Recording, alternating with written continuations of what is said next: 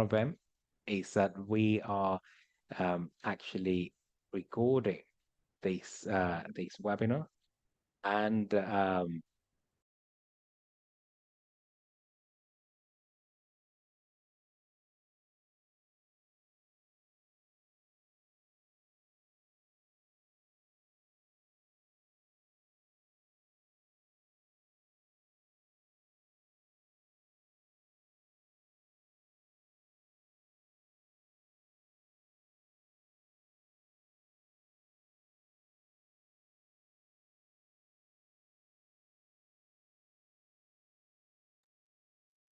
Hey everyone, sorry, we're having a slight technical difficulty. I think Carlos's internet conked off, but we'll be back in just a second as soon as he's back. Just a second.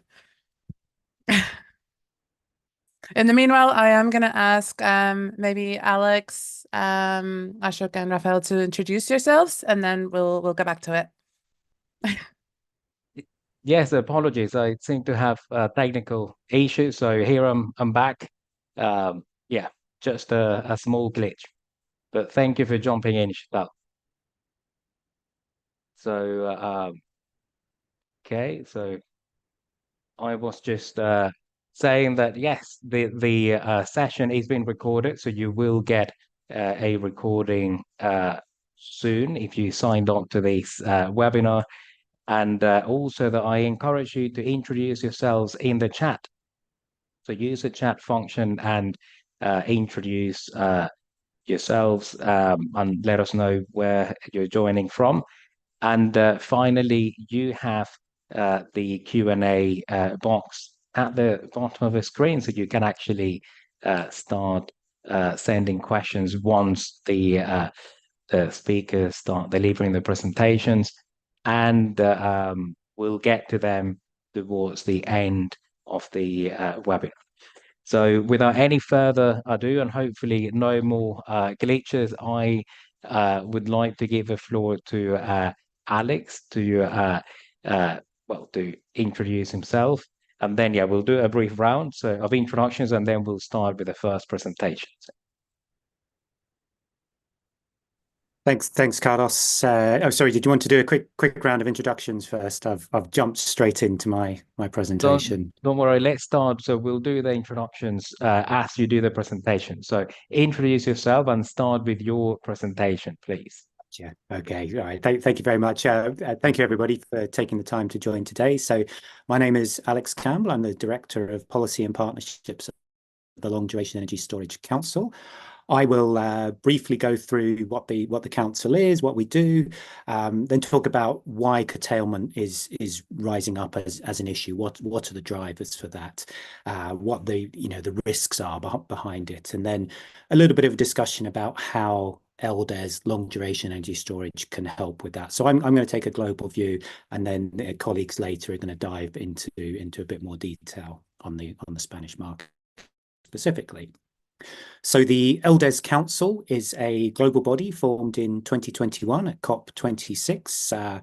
We are really there to help accelerate the energy transition through decarbonising, through the deployment of long-duration energy storage. So that's technologies that can discharge energy continuously for 10 or more hours. As you can see from our list of members, we cover the whole kind of suite of technologies, and not just technology providers, but also some of the key users of LDES over time. Of course, if you're interested in becoming a member, do feel free to drop me an email afterwards, or if you just want to learn more, please do reach out to me afterwards.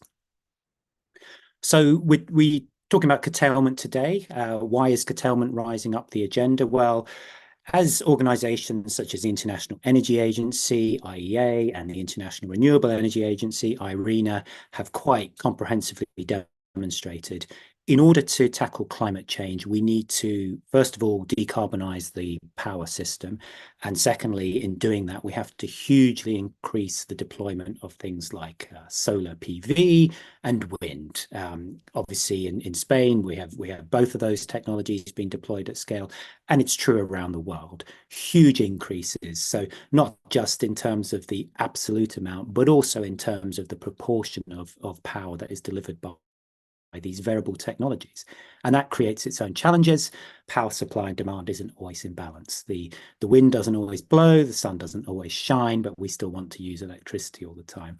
And where those technologies are situated might not be necessarily where demand is best placed. So offshore wind in the sea, obviously, solar perhaps in deserts, not necessarily where demand is. So there's a range of challenges that are then brought onto grids by the huge deployment in these technologies. And one of those, of course, is the risk of curtailment. And we're seeing this now today. We're seeing providers being paid to turn off their renewable energy around the world. And it's both in grids dominated by wind, but also by solar. So let's take the UK as an example. Last year, or in 2022 rather, nearly £600 million in curtailment payments, mostly to wind providers, being paid not to generate. Huge sums of money that could treble by the mid to late 2020s. In California, a grid, much more reliant on solar, huge amounts of solar energy being curtailed, all that lost electricity that we could be using for other purposes.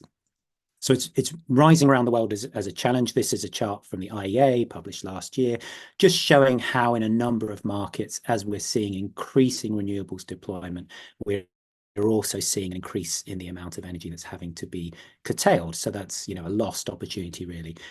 That's where you need to make those big investments in grids and in market design and regulation to really reduce those numbers, to bring them down.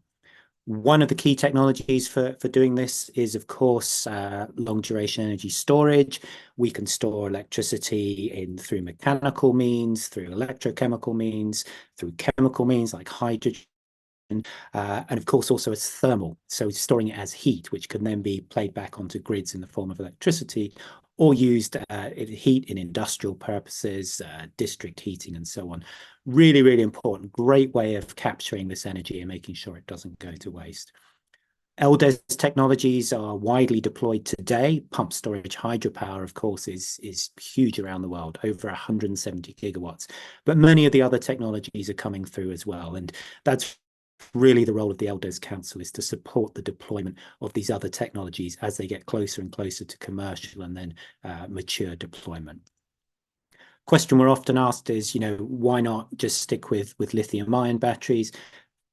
Fantastic, of course, at absorbing solar and wind, but the duration is a problem in terms of cost effectiveness. As you get those deeper and deeper storage, as you get further and further in terms of the time frame, as you can see from this chart, lithium-ion becomes less cost effective, and that's where those other technologies really come into play. And what does that mean globally? If we put all these numbers together, we think, and this is based on modeling and analysis that we did with McKinsey, up to 8 terawatts of LDES technologies, about 5 terawatts of heat and 3 terawatts of power, could result in system savings of as much as $540 billion US dollars per year with that sort of level of deployment by 2040. So huge potential globally. And of course, much of those savings will be from, capturing that renewable energy rather than paying for it to be curtailed, which was, I'm sure we'd all agree is a sad waste of, precious energy. So we think LDES, really important role to play. It's a rising problem around the world, curtailment. Let's deploy these technologies, and then we can help to mitigate some of those challenges. So that's it for me. There's my email address. There's some of our reports. If you're interested in learning more, of course, either put something in the chat or come back to me offline afterwards. Thank you very much. Thank you very much, Alex, for your presentation. So I can see that there are some questions in the chat. So I would like to ask those of you who have questions to pose them on the Q&A box, please, not the chat, because in the chat they might get lost, but in the Q&A box we can always find them. So right, so now we'd like to give the floor to Ashok for his presentation. So Ashok, whenever you have a chance, start sharing your screen. Please introduce yourself briefly and begin with your presentation.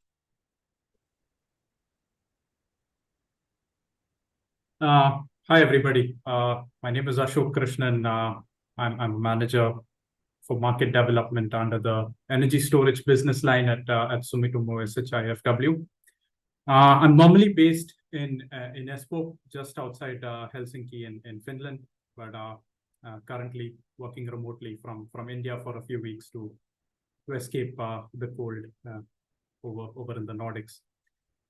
So in today's webinar, I wanted to just briefly introduce our offering in the long duration energy storage space, and also share some results from a study we did in the summer last year, where we looked at the European power system, and try to understand and try to basically quantify the impact long duration energy storage technologies can have in various grid systems around Europe.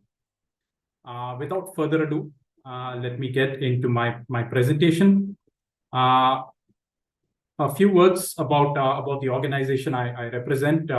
So the company's name is Sumitomo SHIFW. It's quite a mouthful. We call ourselves SFW for short. We've been around for over 100 years. A lot of you who have been involved in the power industry may associate us with our traditional business line, which has been in the CFP boiler business. With fossil fuels basically dying out over the last few years, the company made a conscious decision to shift away from doing fossil fuel projects and to get into a range of decarbonization technologies. And today we have a suite of technologies which are aimed at decarbonizing energy systems, including energy storage, the business line I'm representing today. But we also have other technologies like waste to value, carbon capture, digital services, and so on. We've delivered over 800 successful projects across the world, quite a few in Spain as well. And we do have some pilot plants for some of our other technologies currently operating in various parts of Spain. The technology itself that we are offering in the long duration energy storage space is liquid air energy storage. And as the name suggests, the energy is stored in the form of liquid air. And how this is done is that typically when excess renewable electricity is available, it is used to run a compressor which sucks in air from the ambient and compresses it. The air then goes through a refrigeration process and gets liquefied, thereby converting gaseous air into liquid air. The liquid air is stored in tanks. In the process of compression, there is a lot of heat which is emitted, and the heat is captured in various heat storages. So the higher temperature heat storages uses typically molten salt as a medium, and we also have a second level of heat storage which uses water glycol as a medium.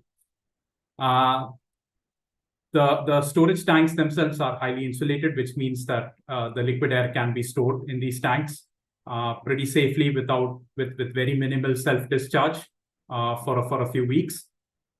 When during the discharge process, the liquid air is evaporated and expanded through a multi-stage turbine, which then produces electricity, and that is exported to the utility grid. In the process of evaporation, there is cold energy which is emitted. This is captured in a cold storage vessel and reused during the liquefaction process in the charging stage. Thereby, we try to optimize thermodynamically the usage of energy. It is also possible to integrate the system with external energy systems as well. For example, district heating. We do have some waste heat at the end in the region of 120 degrees centigrade, which is normally vented out to the environment, but which can potentially be used in district heating networks in locations which need that. With that background in mind, I wanted to share some details initially about the modeling that we did. So what we did was we basically developed a zonal model of the European power system. This was done in collaboration with a company called Encode, based in Essen in Germany, and we used that tool called Saint, which is a commercial power systems analysis tool. The model itself is a production cost model, which means that we don't really consider the AC power flows in the network.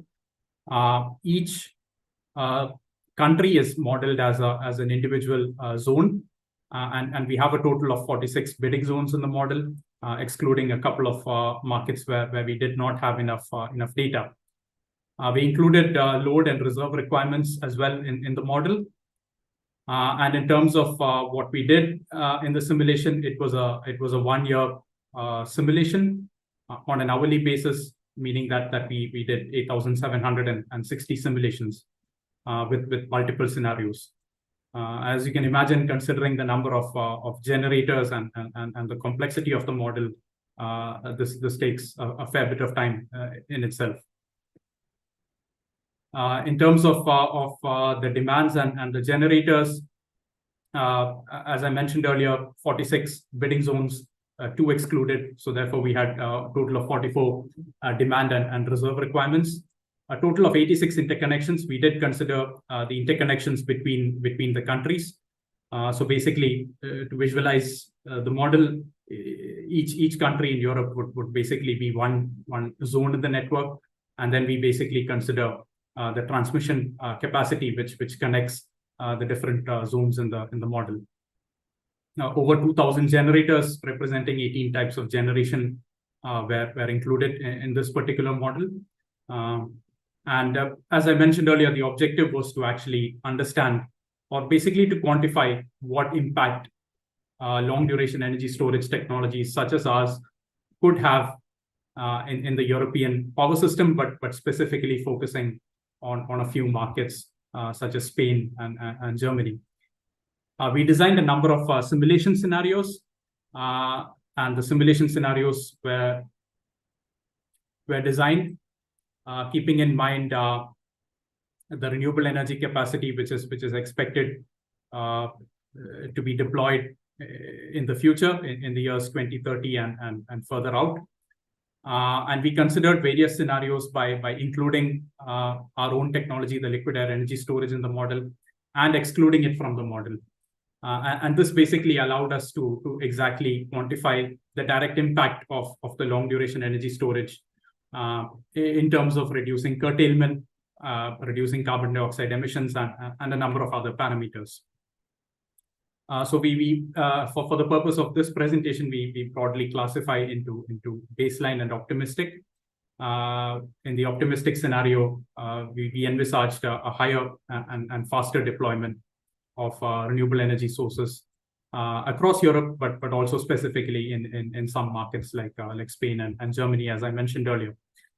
The LIAS capacity itself, we considered a few different capacities. I know that there are national electricity models which look at specifically how much of different types of storage technologies might be required in the grid. In our particular example here, we looked at a few different configurations of liquid air energy storage to understand how the results might actually change. In the interest of time, I will just present a couple of brief results from the study. Of course, we have a detailed white paper available online for those of you who might be interested in more details. And the key point I wanted to highlight here is that in one set of scenarios, what we observed was that as we progressively increased the amount of long duration energy storage capacity in the Spanish network, the renewable energy curtailment dropped quite drastically. So all the way in this case from 2.9% to 1.8%, representing a drop of 38%.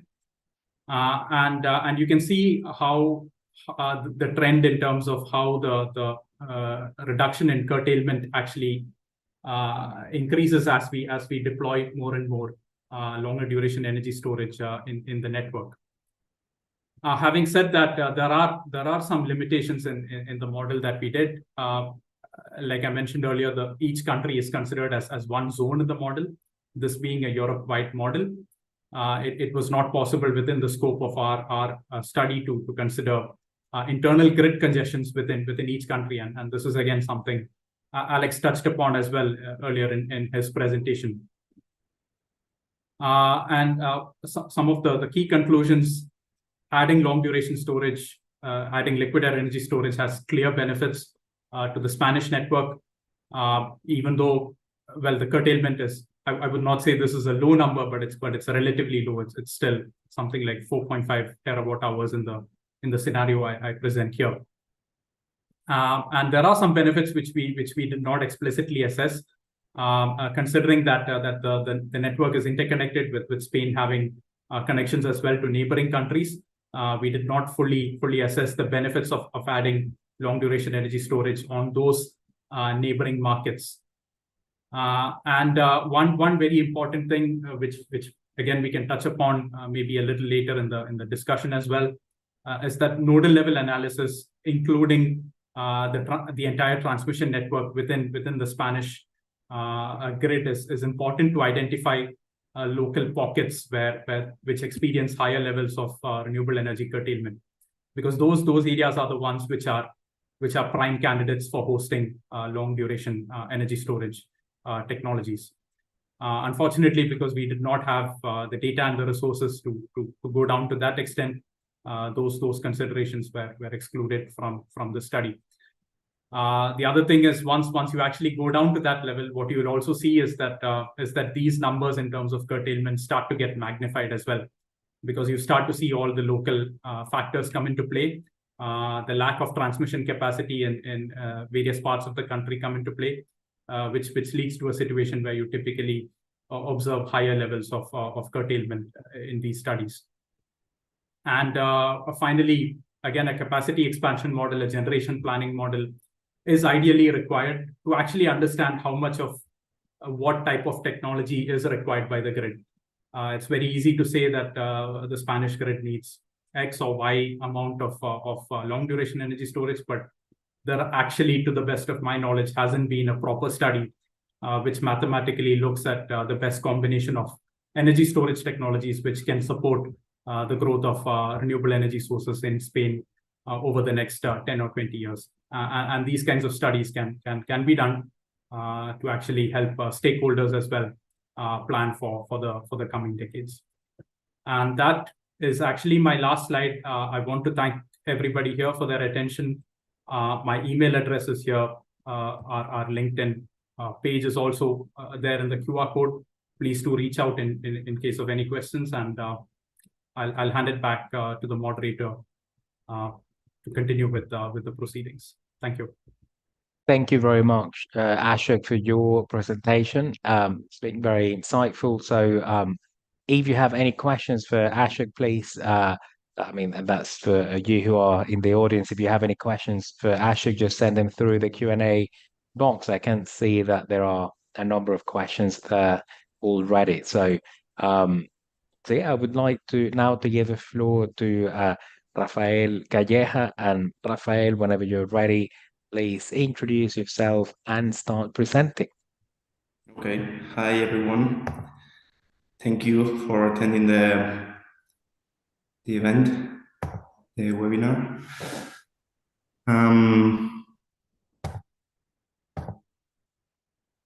Yeah, I'm Rafael Calleja. I'm from Optimize Energy. I'm the responsible of business development, and we are a company based here in Madrid, Spain.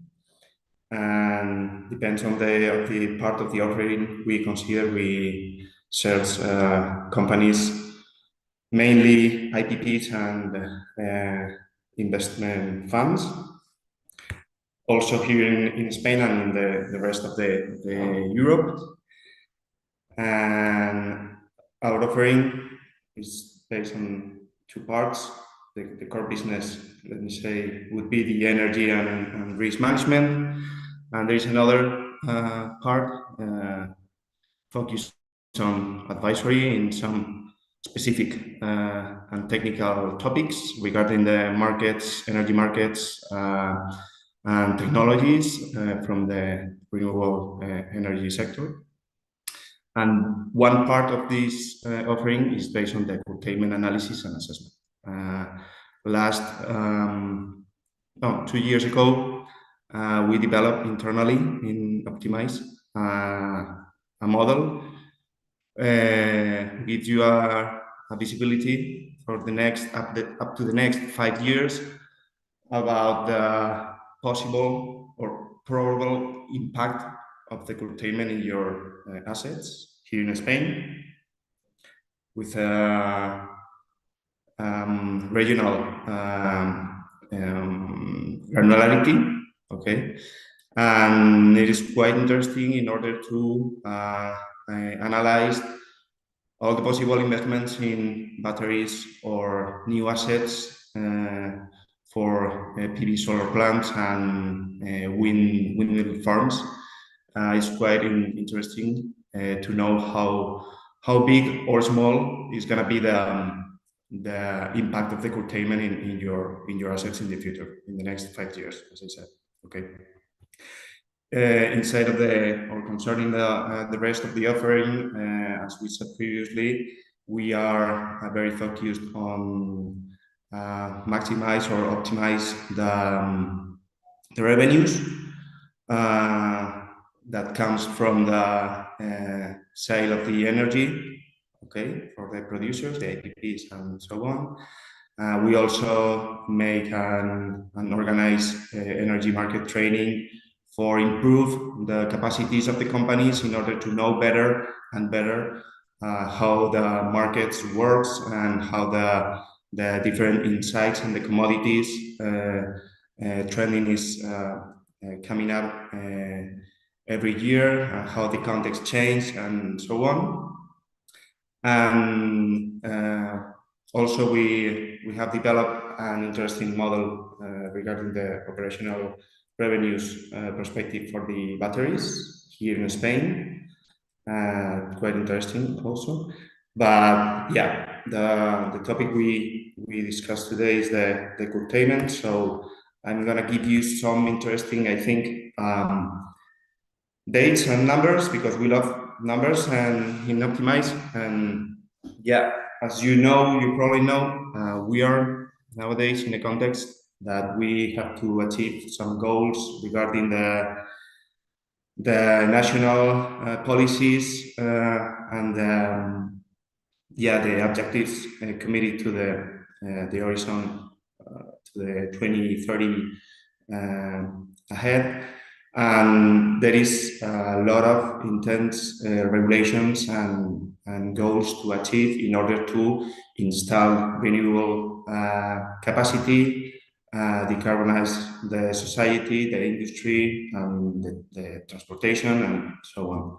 So, with this context, we, particularly here in Spain, have experienced an improvement year by year in the power capacity installed. In general, in most of the technologies that are part of the power generation mix of Spain, but in particular, it's interesting to highlight the exponential growth of the solar PV. As you can see in the slide, last 4 or 5 years, the power capacity installed of PV solar in Spain has been increased in an impressive number or quantity of megawatts.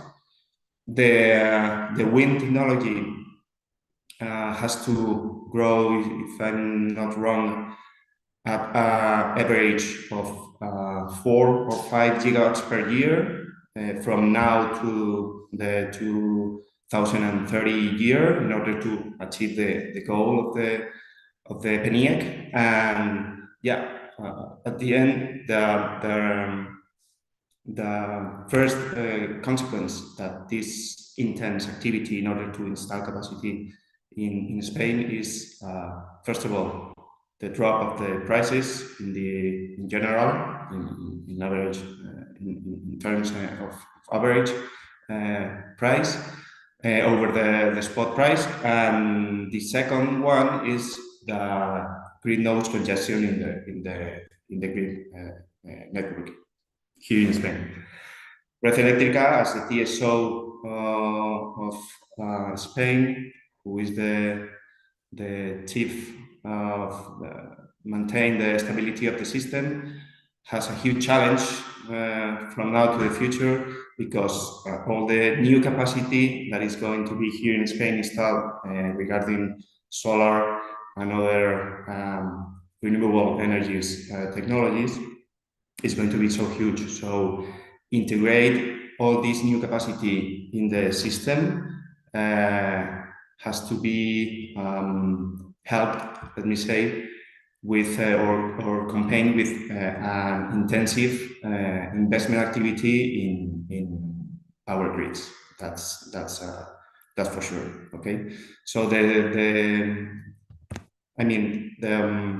these two impacts, I think, are the most direct consequences of this intense activity in order to achieve the goals, the environmental goals for 2030 years.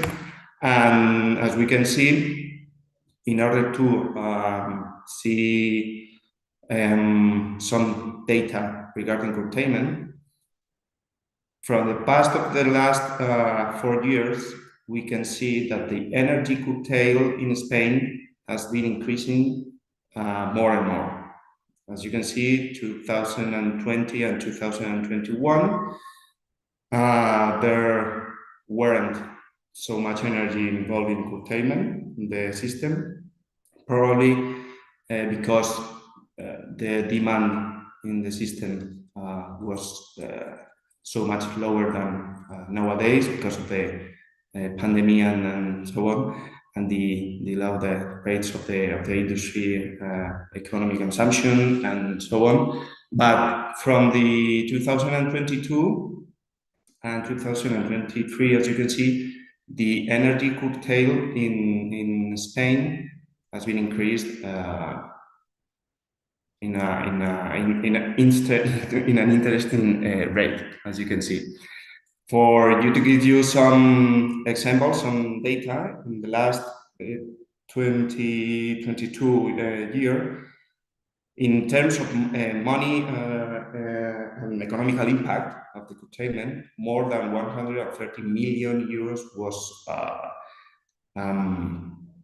let me say, wasn't given to the property of the assets, photovoltaic, thermal, and wind assets, in order to curtailment impact here in Spain. Okay, so it's a number important and to keep in mind in order to what could be in the future if the intensity of the capacity installed in Spain is higher and higher. So the first impact of the curtailment is obviously the profitability of the investment in renewables.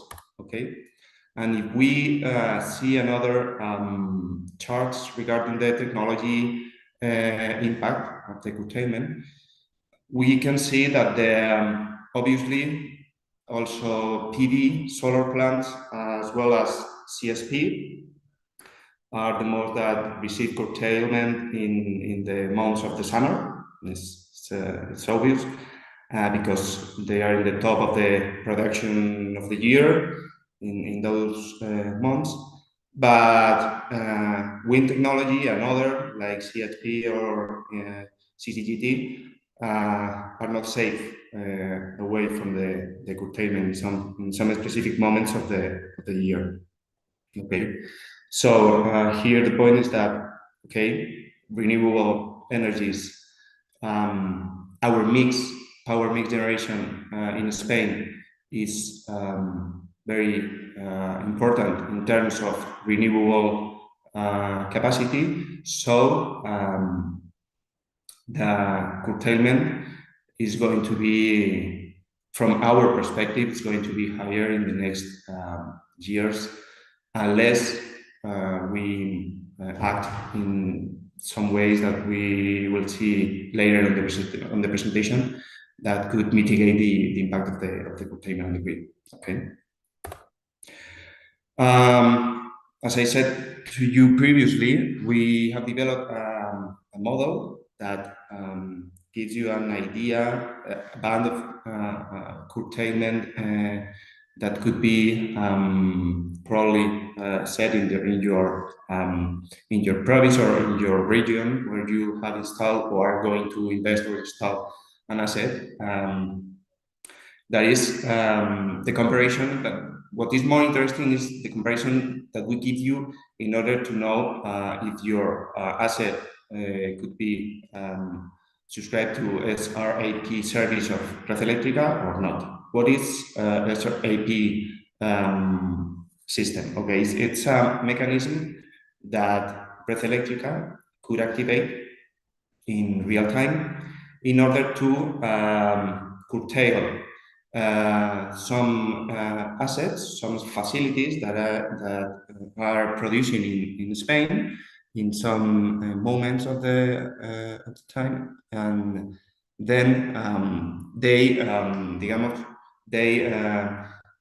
give you a retribution in order to compensate that curtailment. Okay, so it's a way in a short term that curtailment could be for the perspective of the economic impact could be a solution in a short-term perspective. Okay. The question is that if your asset has to have some specific characteristics in order to could be subscribed to the SRAP system into the Red Eléctrica. Okay, so not all the assets could subscribe to the SRAP, but it's a possible solution in order to minimize the impact of the curtailment in your production. Okay. So what are the challenges for curtailment in Spain, as we see here in Spain from Optimize? Well, we mainly see these 4 challenges. First of all, the medium and long-term estimation is a key point in order to know how big or how small is going to be the curtailment impact in your business if you're a power producer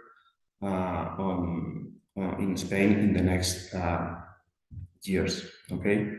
The second one is the storage systems, as my colleagues speaking previous to me has said. The storage in all their possible ways is a solution for the curtailment, that's for sure.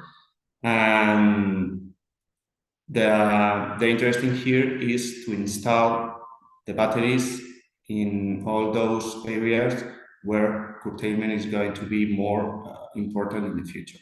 That's the main of the challenge here. The third one is the new business driver. Curtailment is a new business driver. We are experiencing it from optimized energy, because many people is talking to us in order to know if they from a data center or a center of mining for cryptos could use the energy curtailed in order to consume this kind of uses of the energy. Okay, so we are running some numbers and designing some business cases in order to give them the solution. But in some cases, we would study or analyze case by case, but sometimes they are numbers that are very interesting and attractive for this kind of industries, this kind of consumers, in order to take advantage of the energy curtailed in Spain. And the last of one of the challenge, sorry, is obviously, as I said previously at the beginning of the presentation, the grid development. The intensity of the investment and the developing in renewables here in Spain is going to be so huge in the next years. So the investment in network in the national grid here in the power grid in Spain has to be in the same or even more rate than the power capacity installation, because in other ways the system is going to almost collapse in some areas, and the curtailment is going to be a huge and important problem. And yeah, that's my email and my profile in LinkedIn. If you can connect with me and maybe arrange some call or meeting in the next weeks, and we will be delighted to talk to you and explore some questions and some doubts or visions you may have in your companies and your possible investment or projects ahead. Yeah, thank you very much for your attention. Thank you, Rafael, for your presentation. It was very insightful. So now we will get through the questions that the audience sent. And I would like to invite Ashok back. Okay, great. So now we have you here. Before we do that, I would actually like to remind you that we have an event coming up. And it's, of course, Tren Mar Almacenamiento, which is on energy storage. March 12th and 13th in Toledo. So I'll just leave the link there. So right, so let's jump straight to the questions. So I would like to start with a general question, but I think it's an important one, which is that if you look at all countries, not just Spain, there is as you have more variable renewables such as solar and wind, you think that the need for long duration storage is increases. But there seems to be something holding LDES back. So what is that? Is it a matter of policies that need to be implemented to unlock the growth of long duration energy storage, or what is it? So maybe I'll ask Alex Campbell to start. Sure, thanks. Yeah, great question. One keeps us all awake at night. I mean, in short, yes. I mean, the policy environment is so important. LDES technologies like wind, like solar, like transmission infrastructure, like nuclear power, they're reflected in, well, they have, upfront costs and, long payback times. And so we need policy environments that recognize that, so that investors can have long-term revenue visibility. When we've seen mechanisms like feed-in tariffs or contracts for difference deployed to support wind and solar, we've unlocked the market. We've unlocked huge amounts of investment. We have mechanisms like the so-called cap and floor to support interconnectors between the island of Great Britain and mainland Europe. Again, it's these tools which put in place by governments and regulators, which enable then the developers to operate commercially, but that they can go to their investors and say, hey, look, we've got a backstop here which can really protect the investment and provide all this value to grids. So it's that, in particular policies which give that, it doesn't have to be investment certainty, but investment visibility. That's where we really see the importance of government intervention.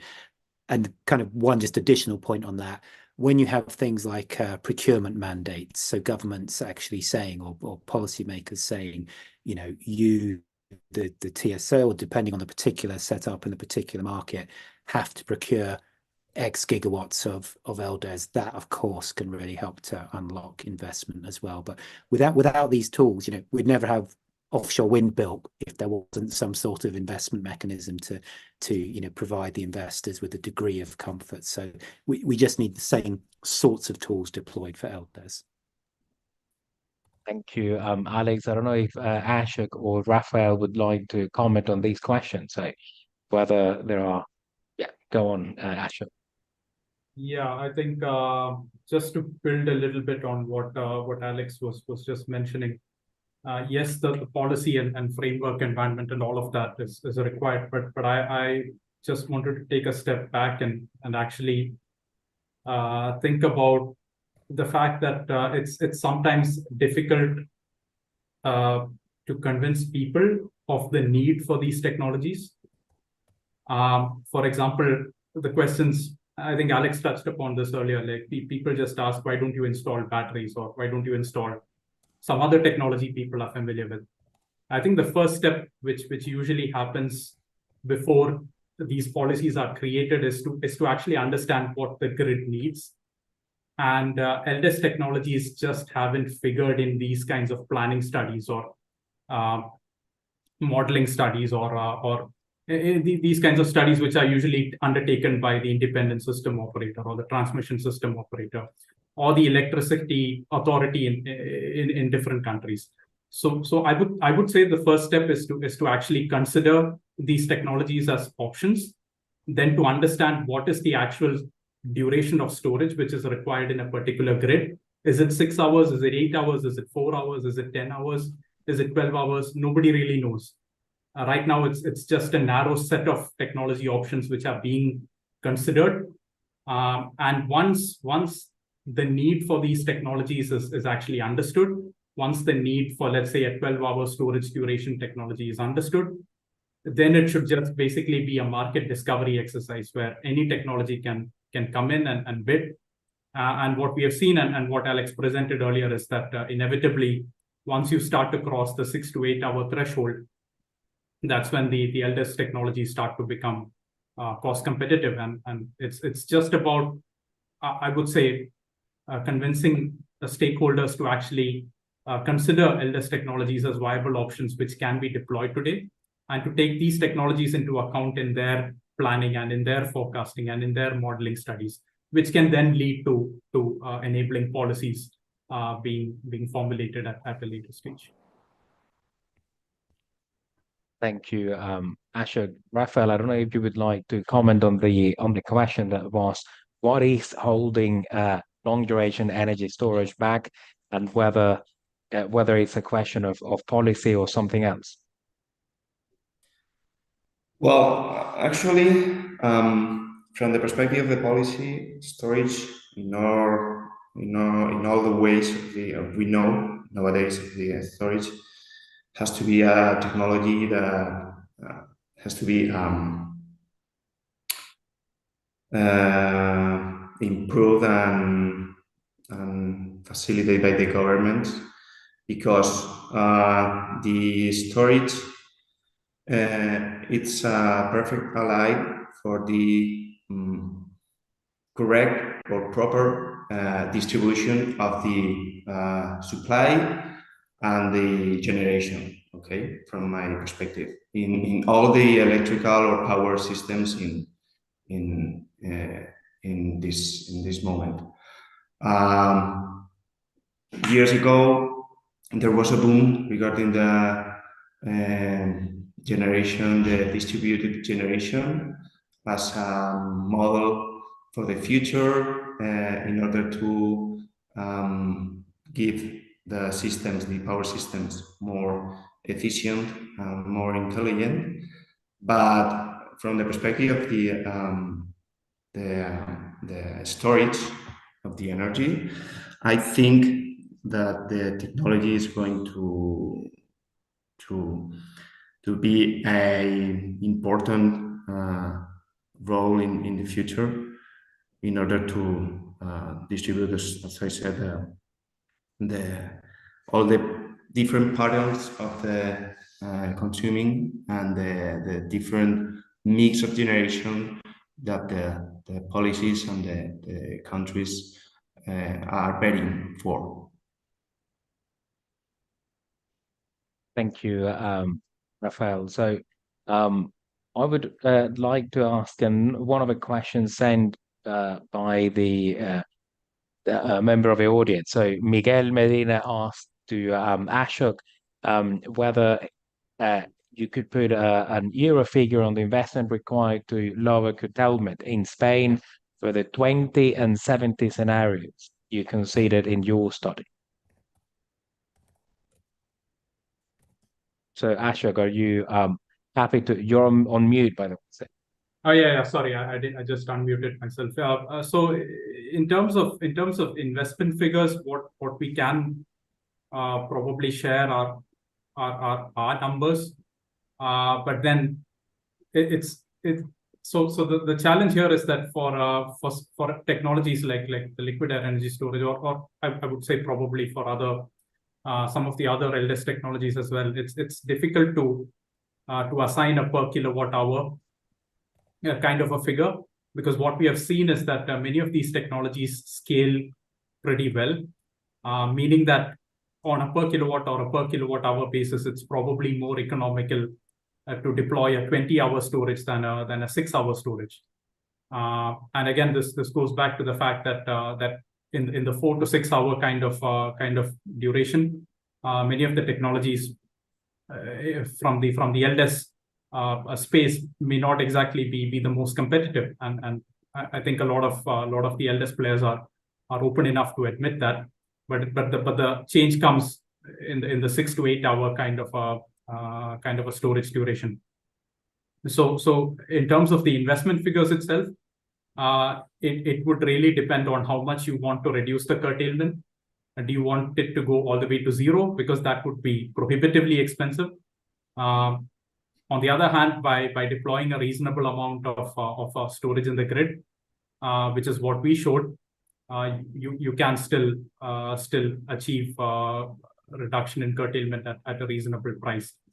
So my answer to that question would be a proper study needs to be done, and that wasn't one of the parameters we were looking at, because like I said, you actually need to understand what is the most optimal configuration of storage which is required in a particular grid, and then try to see how much that will actually cost on a capex and opex basis. So yeah, it's not a straightforward answer, but just to provide some perspective. Thank you, Ashok. A related question. So, and this is to all of you. Is there a level of curtailment where you have seen in the various studies you have seen or done yourselves that would trigger investment, or would at least increase the need for LDES to the point where yes, it's more likely that it will be deployed on a massive scale? Perhaps I can So just.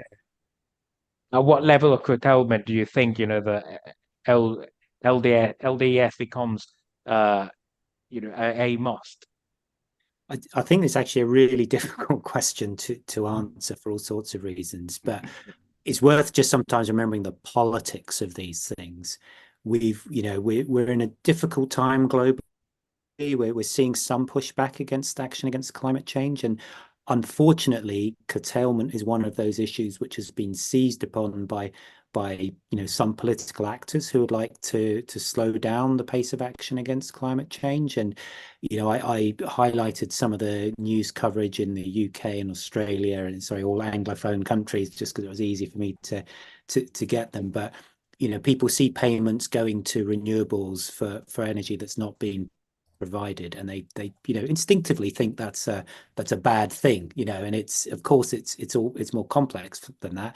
And as Ashok said, to get to zero wouldn't be an efficient, sensible thing to do either. And so I can't give you a number because beyond just the particular peculiarities of the grid, there's also that wider political dimension that we all of us in this space need to be sensitive to. It's sadly, these aren't just engineering and economic questions, they're also political questions too. you, Alex. I don't know if Ashok, would you like to add to this? Your microphone is on mute, by the way. Sorry again. I was Don't just worry, it's about to fine. say that at the end of the day, there has to be a business case for anybody to invest even a single cent in anything, and ultimately that's what it would boil down to. The transmission system operator can come out and say, yeah, well, we need a lot of storage in the grid to absorb all this excess generation, but is there an enabling environment for an investor to come in and pump in money to actually deploy a system? And there has to be revenue mechanisms through which an investor who invests money can recoup their investment in a reasonable time frame. And of course, there are some markets which are more advanced than others across the world. And I think ultimately that's what it would come down to, because there's only so much the government can do in terms of directly investing in storage. It has to also come from the wider energy industry in terms of investments, and the business case has to make sense ultimately, irrespective of whatever curtailment is happening on the grid side. Thank you, Ashok. So there are 3 minutes left, so I'll throw my last question and I'll direct it at Rafael. So, Rafael, one thing that I take away from this session is that there seems to be a need to study more closely at a granular level the need for energy storage and long duration energy storage. So, in Spain, what does need to be researched further, do you think? And what conclusions could you draw from this, from a possible study you would carry out?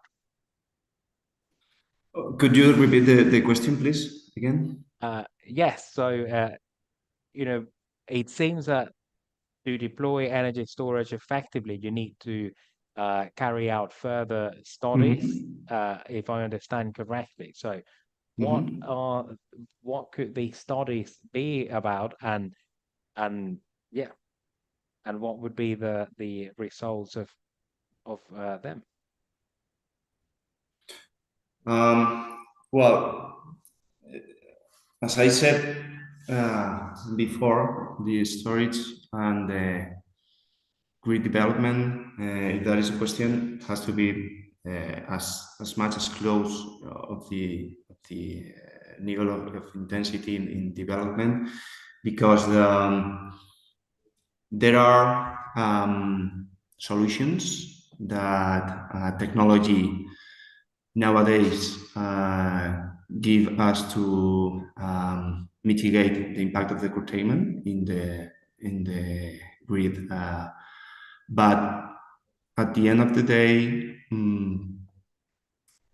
the development of the grid has to be a must in order to improve and give better service, in order to manage the stability of the system, the supply of the industries, and all the economic and industrial sectors in the economy of every country. So I think, and I'm pretty sure that it would be two key points in order to consider to the future, both of them.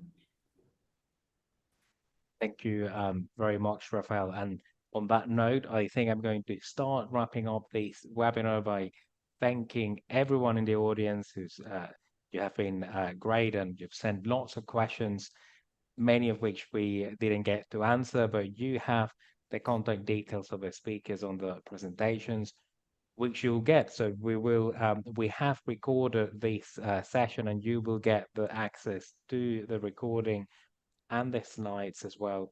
And of course, I would like to thank Alex, Rafael, and Ashok for the presentations. I don't know if you would like to say goodbye to the audience as well, if you have any parting words, Alex. Just thank you very much for your time. Much appreciated. Thank you. And Rafael, Thank you any very parting much. words? Thank you very much, all of you. That's it. Nice. And Ashok, just thank you. Thank you very much. And I wish everybody a good day. Brilliant. Well, once again, thank you all.